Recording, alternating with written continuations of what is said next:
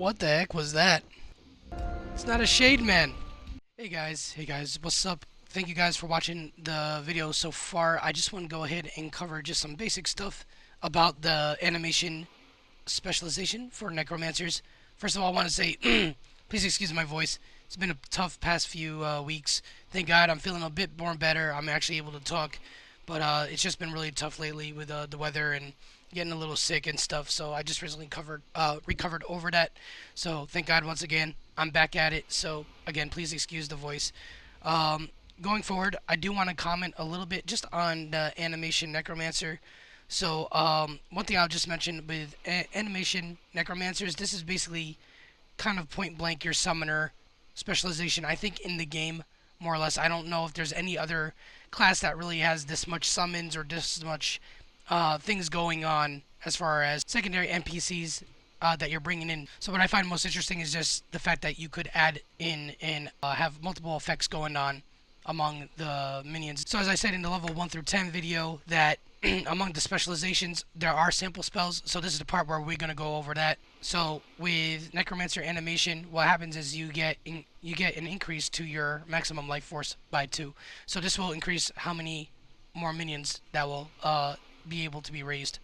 In addition, Crypt Swarm does now apply Crypt Fury. What Crypt Fury does is it empowers your active undead minions, increasing their damage by 10% and their haste by 10% for 15 seconds.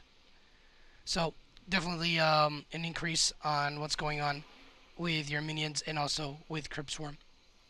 Your second ability is Unholy Frenzy. So what this does, it enrages your undead minions for 20 seconds, increases their haste by 30% and movement speed by 50%. So this is definitely good. Definitely a burst of damage and speed with your minions. They're always on your enemies, probably creating a very difficult situation to escape your minions. So yeah. Then you have Animate Lesser Zombie. So animating Lesser Zombie does cost 15 runic power. You have 3 charges of this ability and it costs about 20 seconds to recharge. So the yellow description, it says here, animates a lesser zombie for 20 seconds that emits the zombie plague on their first hit, dealing 64 plague damage. Unholy command, you basically charge at the enemy and emit zombie plague. So zombie plague is going to definitely be a big thing as you play through the spec. But yeah, these are your sample spells. Necromancer animation, Unholy Frenzy, animate lesser zombie. Also, guys, just want to note, yeah, there is a server restart happening. It's like, I think every 30 seconds or so, it's going to be popping up on the screen. I'm going to try to wrap up the video before the restart takes place. So I just want to show you a few things that are pretty awesome about the Necromancer as far as the animation side goes. So in the animation, what do you call it? I guess one of the benefits, I should say, for the Animation Necromancer is the amount of life force you have, first of all. Now, they're all going to say 100%. But as you see here in this window, which I'll blow up real quick, and I'll go ahead and unlock it. It's quite expansive, as you can see. So we have 2 additional slots, which is really, really awesome. So I'll just go over some of the basic things real quick. So if we go to Necromancer right here, right, and we go to the next page, at least for now, it does say Scourge Apprentice Training. We did talk about this some time ago, but your life force is increased by 1. So largely you just start with one life force. You get 1 additional one, I believe, through the level 1 through 10 process. And I think the Scourge Expert Training one adds an additional one, I think somewhere between the teen levels. I'm not sure exactly when, but you do eventually unlock basically your 3rd life force. Now, as we come to know, well, Raised Abomination basically costs about 2 life force, right? So you only have room for about 1 more. So you're largely getting, at best, maybe an Abomination plus a Warrior or plus a Skeletal Archer. Either one of the 2. Or a Skeletal Mage if you spec'd into it. Right? So, when I go to Animation, right? Let me just see the Animation Necromancer description. Right here. I'm sorry. Yeah, so it's still in the Necromancer tab. You still get, even more so, you get basically 2 additional life force. So what this means is basically you have a total of 5 life force. Again, the percentage is going to be as it is, but that's its own equation right there. But if I go, and one thing I want to mention too, you could select let me move this down. You could select different raise spells here. Now, my best opinion would be, and how this would be useful is if you just want to click.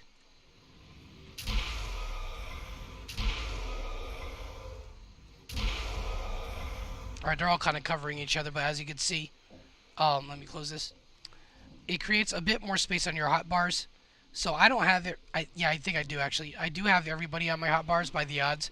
But if you ever have that situation where you can't fit everything and you want to dispose some spells, I would encourage you to dispose the raise spells. That way you could just use them right here. And you could always, I'm sorry, let me change the scale. You could always just click if you choose, but it's an option. Now it's kind of buggy on me, so I may have to reload UI. I'll be right back.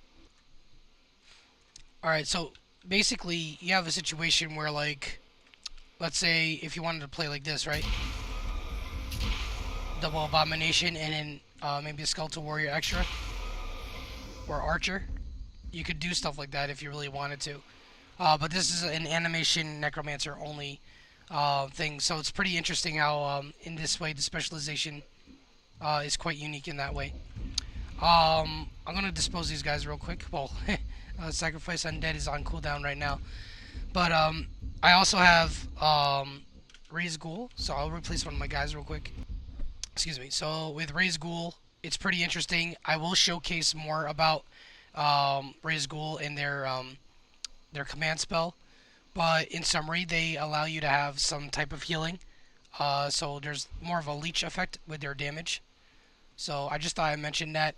It's good for survivability. I've been in situations where if it wasn't for the ghoul with the leech that it provides, it could basically I could have basically died in a lot of situations.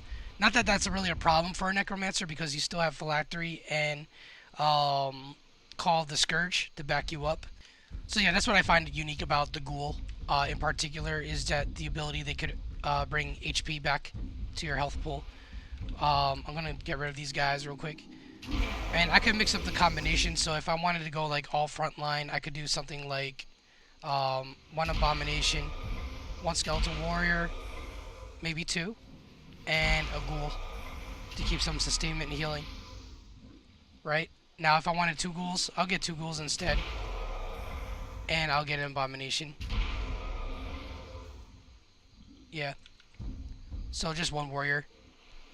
So that's like frontline composition. You can pick whatever you want. You could even use skeletal mages. This particular character is not, my bad, not really spec'd into skeletal mage or grave mage, if you will, because there's other talents I just wanted to mix and match around. And plus, this is like my third necromancer. So anyway, that was just something I thought I'd show you guys. Let me know what you guys think in the comments.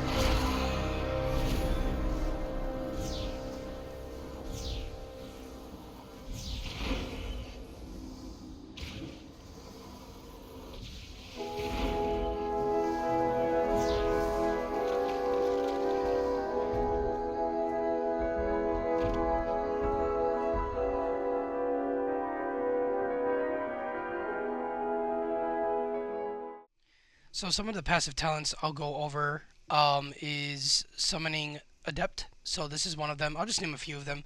So what this does is your command skeletal archer's ability now increases the haste of skeletal archers by 15% for 15 seconds, stacking up to 3 times. So that's pretty interesting. Basically, your ability for your skeletal archers does a lot more damage, which is pretty good. And they already do a lot of damage. They're actually slow in their attacks, but skeletal archers is I don't think you could ever go wrong going skeletal archers.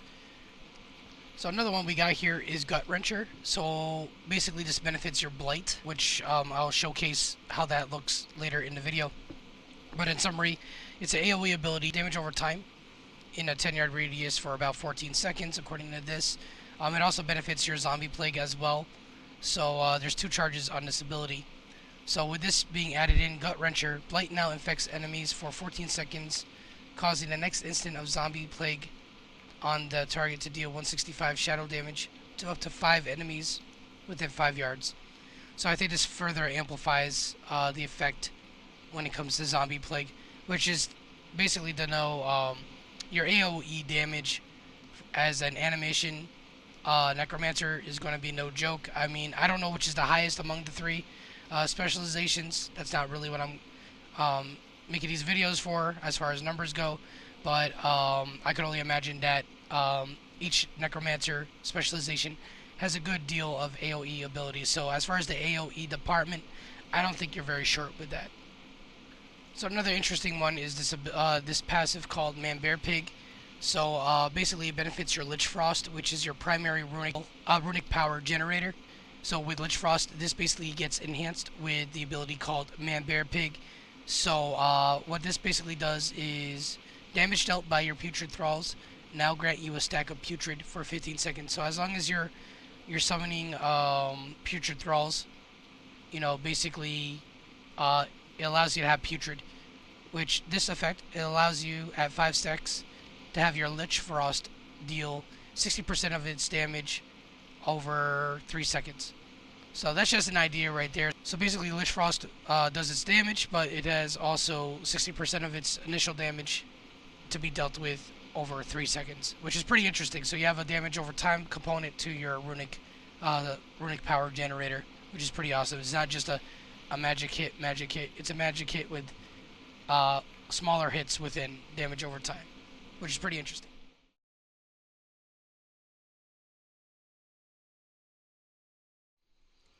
So this is not going to be everyone's build, but this is my build right now. As we see here, I'm just going to name a few of the more commonly used abilities.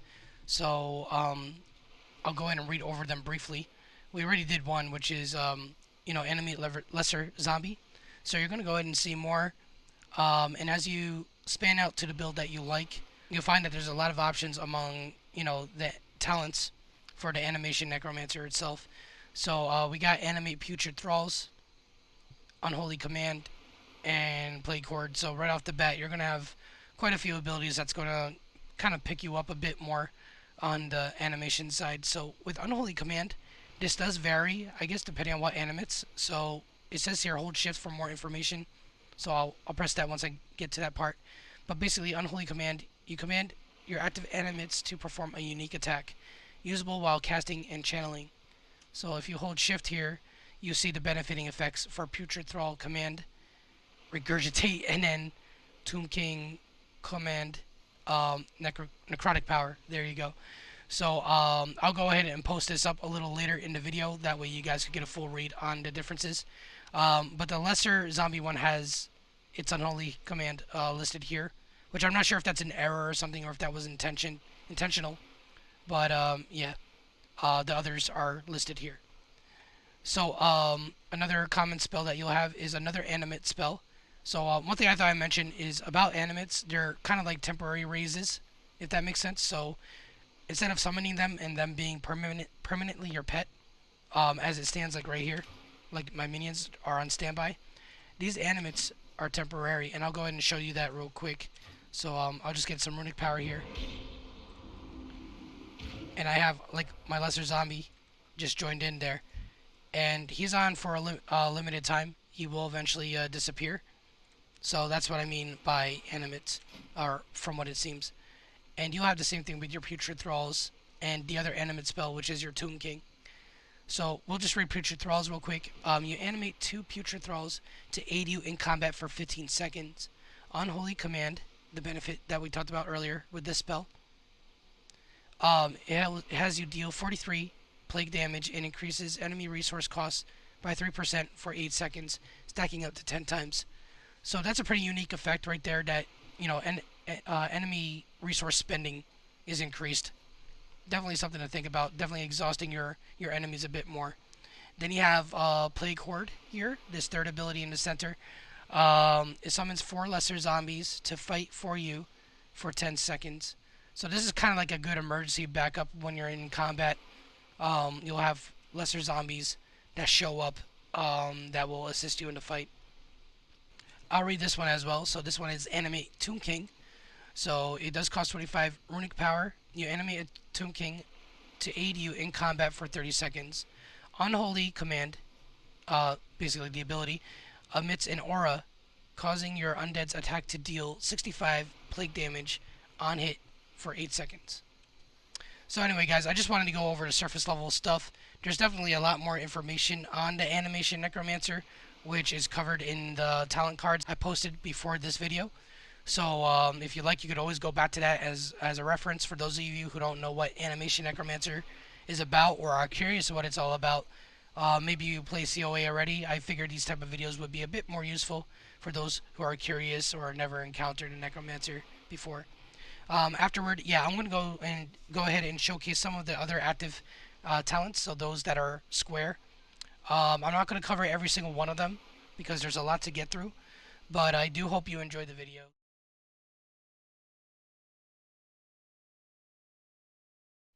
So guys, just in my opinion, for the Animation Necromancer, I think overall it's a pretty solid class. I'm not going based off numbers or particular every single situation, rather PvP, battlegrounds, or dungeons. I'm just kind of breezing through it, leveling up characters. I think of the Animation Specialization for Necromancer. I find it to be a pretty solid specialization in my in my observation. What I like to see more is just maybe a few other talents, and I'll get a better idea. So I'll probably switch over to the other side and see what it's like to get some of these other talents. Like a Crypt Keeper, Summoning Prodigy, Undead Commander. So there's a lot of different benefits to be had with those. After playing the Animation Necromancer, one thing I definitely observed is just, imagining what it's like to be the other side, receiving all of this, being the actual target, right? Because as the Animation Necromancer, you're really just summoning a whole lot of temporary animates charging at your enemy. You got the added effects going on. You got some AoE capabilities. You got some leeching capability as well. And then you also, have a level of threat management. Let alone you have your minions, as you have always had, just playing a Necromancer. But on the animation side, I see that there's just a bombardment of constant damage. The chase is on.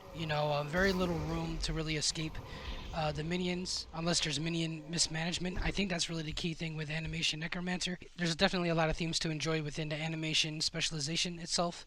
Is really just prioritizing what ability you're going to go with and what enemy you're going to focus on. Because at the end of the day, your minions don't like split target. They don't just like pick their own individual target. If you're hitting 3 or 4 mobs, it's all one target at a time. Largely it's going to be a single target, but there are cleave and AoE abilities that do spread out and amplify depending on the abilities you have. So it's just something I thought I'd mention. In my overall opinion, it's really just about bombarding the enemy, keeping them on their toes, and just many different sources of damage depending on which minion, which command ability you're using, and so on. Is this the kind of theme that you like? Do you like overwhelming your enemies with masses and masses of skeletal forces just bombarding your enemy? But it's just definitely something I like to show you guys, so that's why I thought I'd put this project together. Overall, I think the Necromancer has its identity. Largely the Animation Specialization really highlights the Necromancer with their summoning abilities. Thank you guys again for stopping by, and you have yourself a nice day. Take care, and God bless. Have a great day. So yeah, I got this ability called Shade Walk, which I'm about to use right now. Check me out. I never seen that before. It says it's supposed to look like a shade, but it's not a shade. Ascension, what's going on?